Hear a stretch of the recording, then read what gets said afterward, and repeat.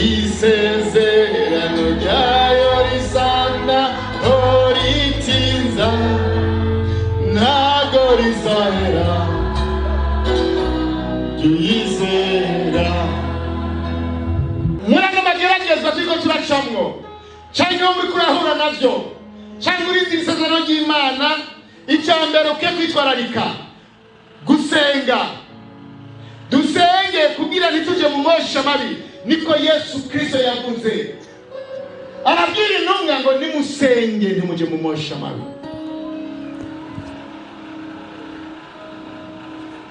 Dusenge bene data. Imana irumva gusenga kw'abayubaha.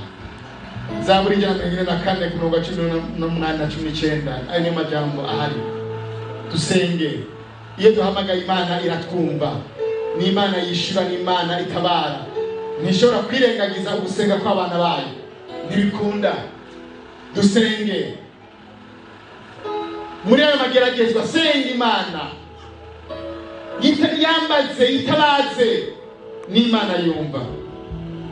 Kigira kabiri, tubandanye twizera iyo Mana yacu. Ni Imana yo kwizigirwa. Ngo nubwo twebwe tutoyizigirwa, Imana yacu yo yamara umwizigirwa, kuko ngo nta n'agace ko guhinduka kari muri yo. Yeremiya 17:8 harahiriwe abizigira Uhoraho, Uhoraho akaba ibyizigiro byabo. Wameze nk'igiti gitewe iruhande y'amazi, gishora imizi yacu mu isoko ry'amazi. Haleluya. Ngo ntikigera cumba uruzuba. Haleluya. So kuvuga ko izuba ritaka bene data, so kuvuga yuko ibihuhusi bitaza, ariko icyo giti iyo kizigiye Imana ngo ntikigera cumba mwene ibyo bihe. Imana igumivomera. Haleluya.